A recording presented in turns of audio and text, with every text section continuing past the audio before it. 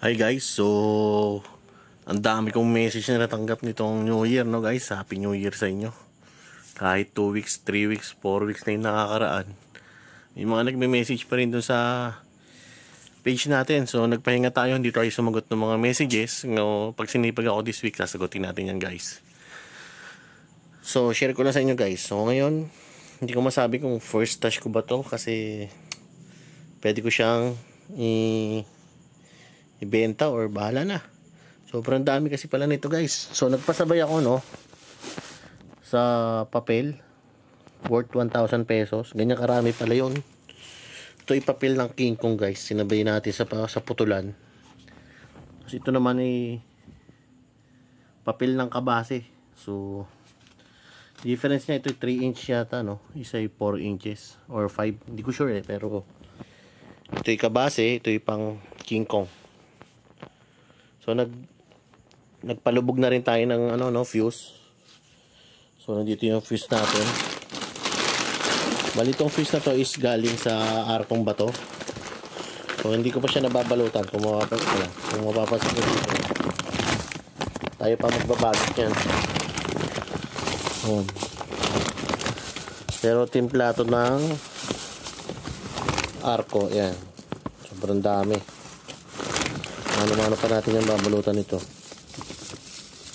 So good luck sa atin. So mahaba pa naman ang taon. January 3rd week pa lang naman So meron pa akong panahon. May 11 months pa tayo para magbalot yan. So sobrang dami. So pwede ako magbenta niyan. Siguro mga nasa 5 pesos ang isa niyan pag kinumpit ko So, pero bahala na. Message nyo lang ako guys. Tapos kung mapapansin mo, ito dalawa yung in-order natin no? Parehas made in arkong bato. Difference lang niya, ito isa nakabalot na. So ready to fire or ready to use. So buksan ko muna, no. So ayan, nabuksan na natin, no. Ito isa worth 1,000 pesos din. Difference niya, nakabalot to siya isa-isa. Ayan. So kaya kung mapapansin nyo, konti lang to, diba? Kumpara dun sa kaninang pinagawa natin. So ang gandahan dito, ready to fire to. Hindi ka na magbabalot isa-isa. So kaya papatak to ng isa. Siguro mga ito pang 7 pesos ang isa. Medyo may kamahalan kasi ewan ko, mahaba to pero ayan guys, pumatak siya ng mga kinumpit ko pa lang ngayon, mga nasa pumatak ng 6 pesos ang isa. Ayan, sa dami niya. So kung magaling kang gumawa ng fuse ng same ng arkong bato, kikita ka dito guys, kasi sa sobrang daming or sobrang maraming mahilig sa paputok, bibili sila sa'yo. So diba, alternative siya sa buhok ni Lola, tsaka slow fuse siya. Yan, dami. So ito naman King Kong guys. So ngayon ay January 3rd week, no. So umorder agad tayo nito guys. Tulong ko na rin to dun sa mga taga-arkong bato na tropa natin. Siyempre non-peak season ngayon, kaya konti lang yung mga order. Do tuloy-tuloy naman yan, no, since online na naman ang labanan ngayon. Ito in order natin 50 cubes ng King Kong, or ilan bang piraso yan, 500 pieces. So ito 50 cubes na loaded na King Kong. Yan, solid yan guys, hindi minadali. So isang buong karton yan, no. So gusto ko nga ilipat na dun lipat na kaya natin dun sa lalagyanan. Bilangin natin. Hindi ko sure kung kakasya dito sa container natin, no, pero galing sakto-sakto dun sa kahon ng sigarilyo. Kasi naman itong mga nasa dyaryo, no. Hello sa inyo. Balay ko hindi kakasya dito, no. Sobrang dami nito guys. Sa mga natatanong, pwede ko to ibenta sa inyo guys. Kung King Kong na loaded na to, siguro mga, since non-peak season ngayon, pwede ko siya ibenta ng 280 isa guys. Loaded na to guys, hindi to yung regular. Nandun yung regular natin.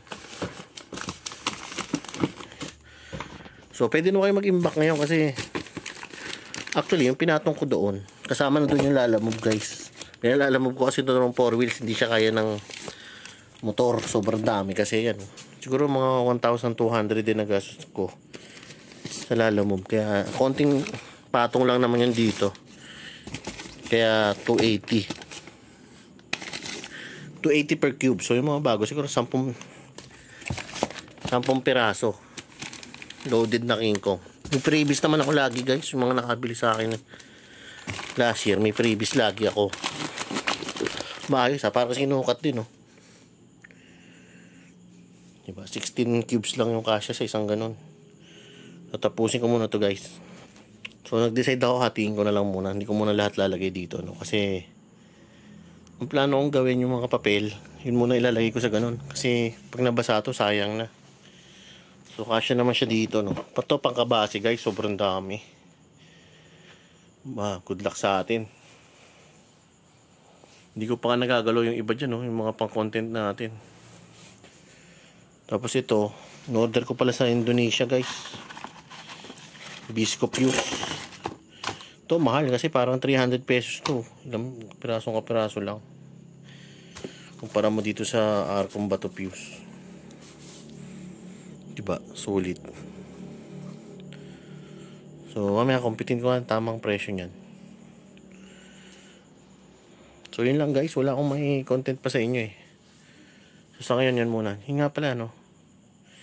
Yung Quiton, kung gagawa na kami next week. So sa mga okasyon dyan, pwede kayong bumili sa akin ng kulay violet na Quiton. Regular at loaded na Quiton. Puno. Yun muna. Hi guys, so February, first week ng February. So yun. Balikan ko lang yung nakaraang video no, last upload ko bago ko to i-upload.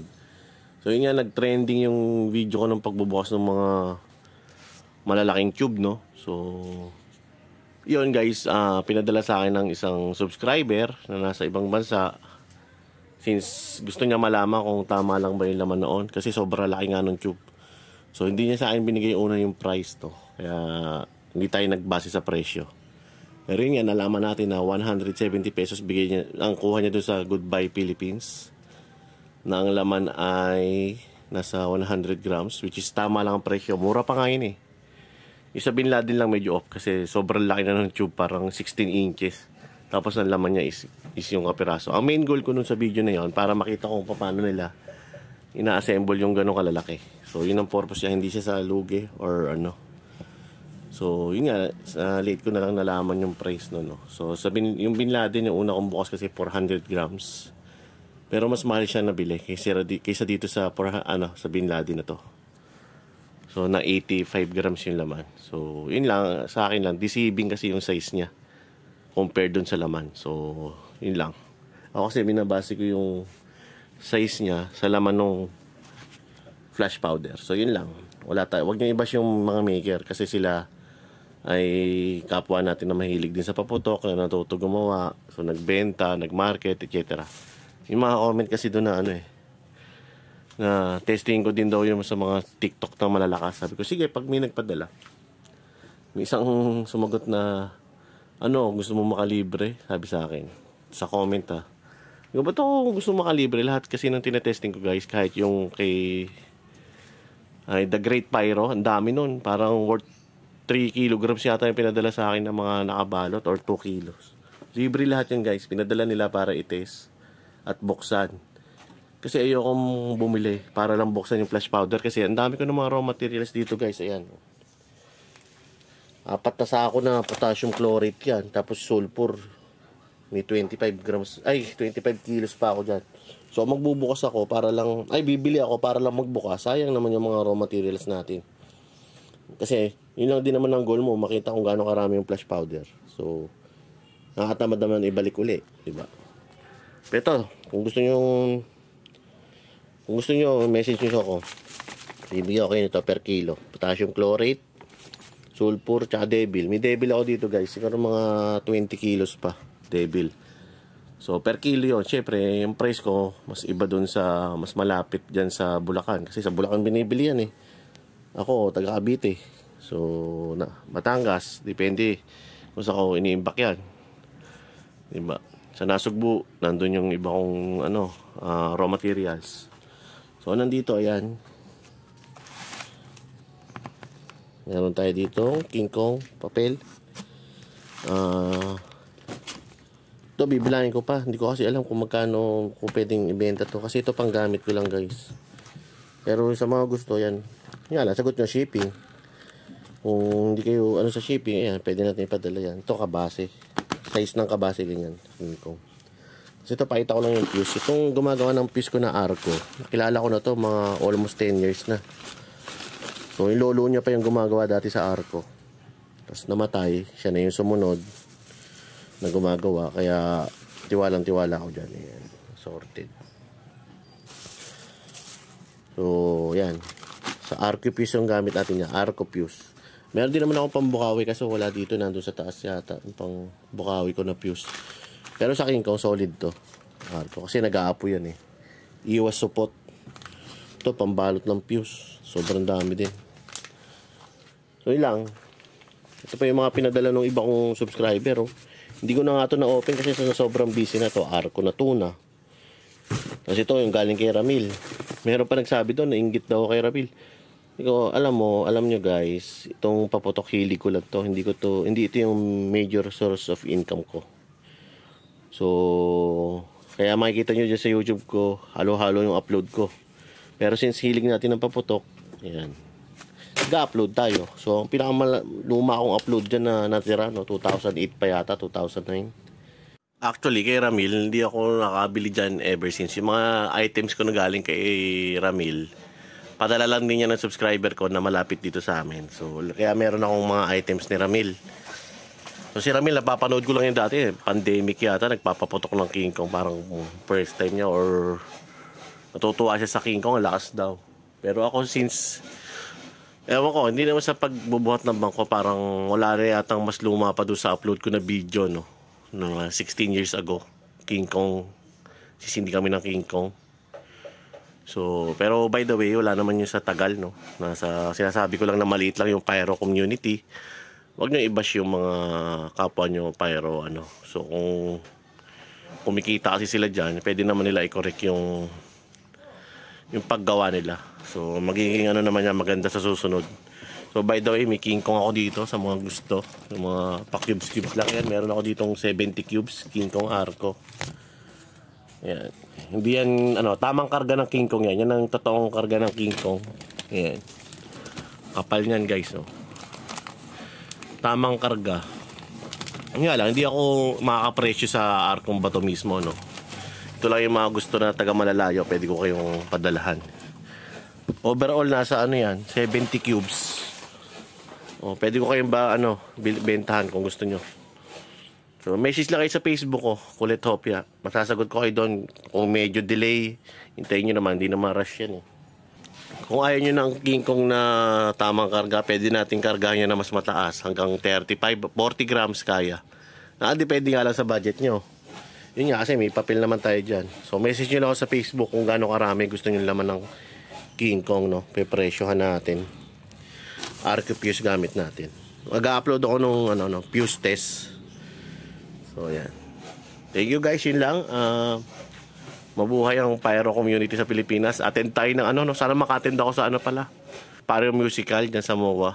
So, minsan lang yun guys. So yun, wala namang ending lagi yung ating vlog. January 20, 2025. Quiton, puno. Meron na uling stock, 100 pieces only.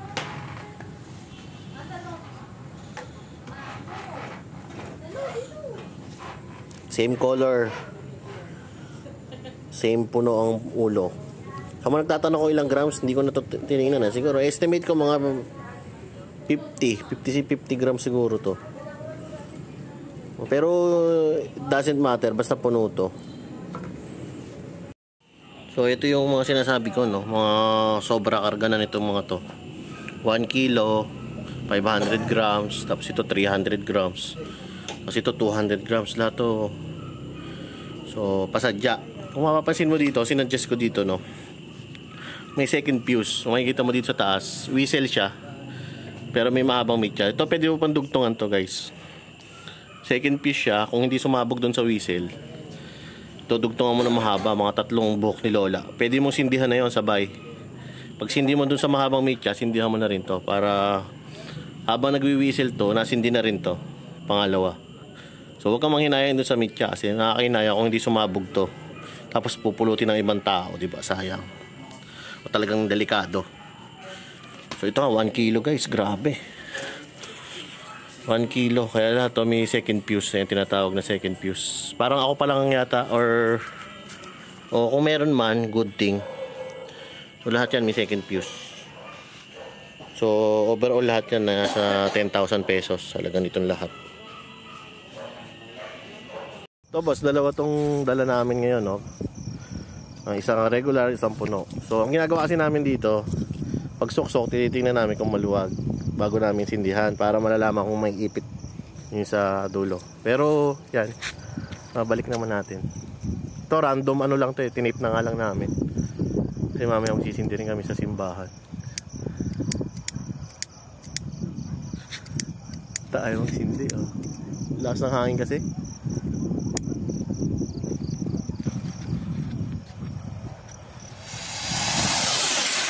You know. Lumipad siya boss. Ito naman yung regular. Dito lang kami sa grounds. Importante talaga dito sa Kuiton, no? Kasi minsan ano eh, minsan pinagsusuksukan, masikip. Kaya ito dapat. Pero ano, okay lang naman. Isoli yun sa akin, wala namang problema. Testingin mo siya ganyan. Ito regular lang. Mas magaan yan kasi ang ulo niyan ano eh, konti lang ang laman.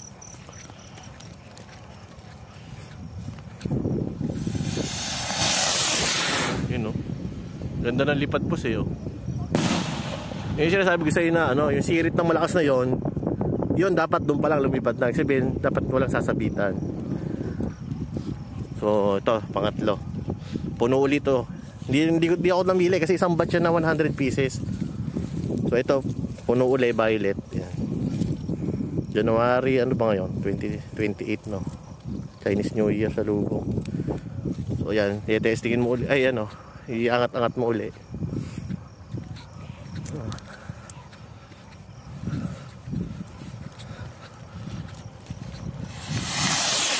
Ano? Takas na lipad eh. Puno. Ano? Puno yan. Puno po yan. Puno. Ito guys no, King Kong. Pwede kayo magpasadya sa akin. Ito 35 grams ang laman. So ayan siya pag yung may kasama ng balot no. So lahat to ano 35 grams ang laman.